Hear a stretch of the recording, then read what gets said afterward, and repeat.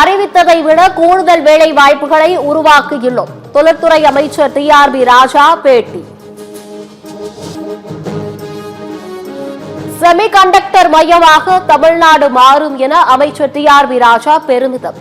Samsung நிறுவனம் மேலும் 1000 கோடி ரூபாய்க்கு முதலீடு செய்வதை உறுதிப்படுத்தியுள்ளதாகவும் பேட்டி.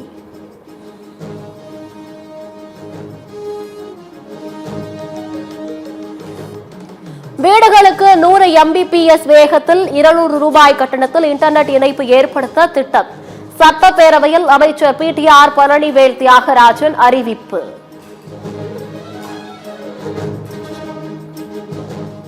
எதிர்க்கட்சி தலைவரும் அதிமுக பொதுச் செயலாளருமான எடப்பாடி பழனிசாமி வீட்டிற்கு வெடிகுண்டு மிரட்டல்.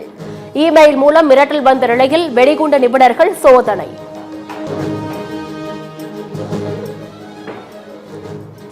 பிரதமர் மோடியின் அரசுதான் ஆளுநர்களை வைத்து அரசியல் செய்கிறது. ஆளுநருக்கு அமைச்சர் கோவி செழியன் பதிலடி.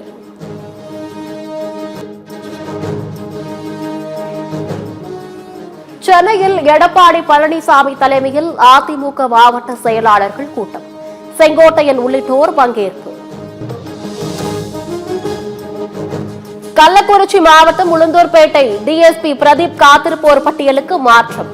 மணல் கடத்தல்காரர்களுடன் DSP பிரதீப் பேசிய ஆடியோ வெளியாகி சர்ச்சையான நிலையில் நடவடிக்கை.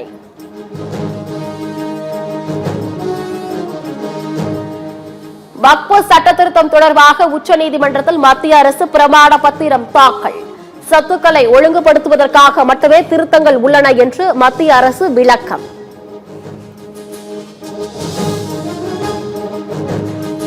பஹல்காம் பயங்கரவாத தாக்குதலில் படுகாயமடைந்தவர்களை நேரில் சந்தித்த ராகுல் காந்தி.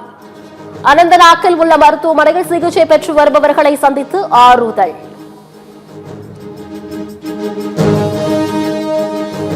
பஹல்காமில் நடந்த பயங்கரவாத சம்பவம் மனித குலத்தின் மீதான தாக்குதல்.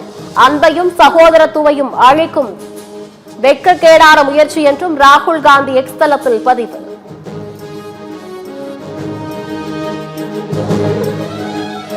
தமிழகத்தில் விடுபட்ட மகளிருக்கு ஜூன் மாதம் உரிமை தொகைக்காக விண்ணப்பிக்கலாம். 9000 இடங்களில் விண்ணப்பங்கள் வழங்கப்படும் என பேரவையில் முதலமைச்சர் அறிவிப்பு.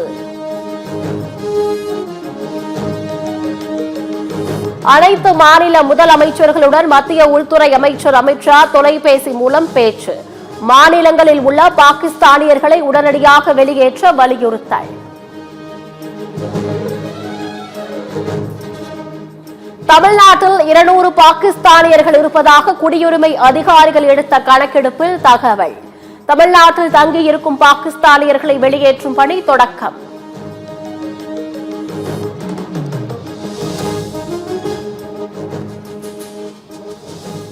இஸ்ரோவின் முன்னாள் தலைவர் டாக்டர் கஸ்தூரி ரங்கன் காலமானார். பெங்களூருவில் உடல்நல குறைவு காரணமாக சிகிச்சை பெற்று வந்த நிலையில் உயிர் பிரிந்தது. கடும் எதிர்ப்புக்கு மத்தியில் உதகையில் நடைபெற்ற துணைவேந்தர்கள் மாநாடு. பெரும்பாலான துணைவேந்தர்கள் பங்கேற்காத நிலையில் 9 துணைவேந்தர்கள் மட்டுமே பங்கேற்பு.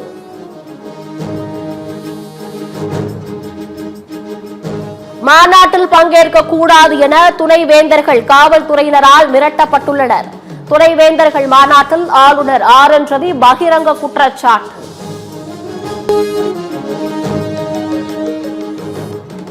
துணைவேந்தர்கள் மாநாட்டை கண்டித்து உதகையில் பல்வேறு அரசியல் கட்சியினர் ஆர்ப்பாட்டம். ஆளுநர் ரவி, குடியரசு துணைத் தலைவர் ஜக்தீப் தன்கர் ஆகியோரை கண்டித்து கோஷம் எழுப்பியவர்கள் கைது.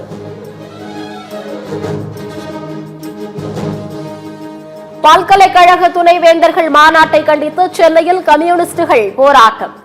ஆளுநருக்கு எதிராக கண்டன கோஷங்களை எழுப்பி ஆர்ப்பாட்டம்.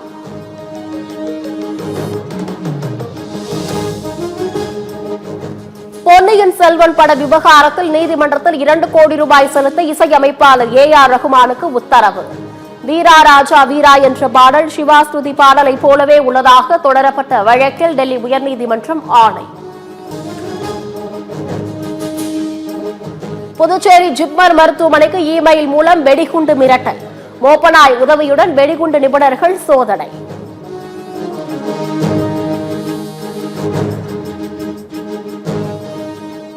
+1 பொதுத் தேர்வில் கணினி அறிவியல் பாடத்தில் 24வது கேள்விக்கு பதில் அளித்தாலே 2 மதிப்பெண்கள். கருணை அடிப்படையில் மதிப்பெண்கள் வழங்குவதாக பள்ளிக் கல்வித்துறை அறிவிப்பு.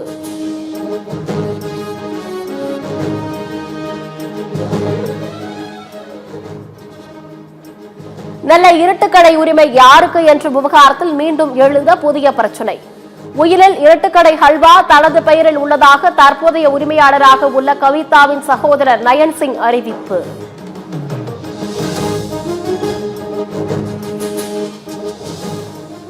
இன்றைய IPL லீக் போட்டியில் சென்னை ஐதராபாத் அணிகள் பல பரீட்சை. தொடர் தோல்வியிலிருந்து மீண்டு வர இரு அணிகளும் தீவிரம்.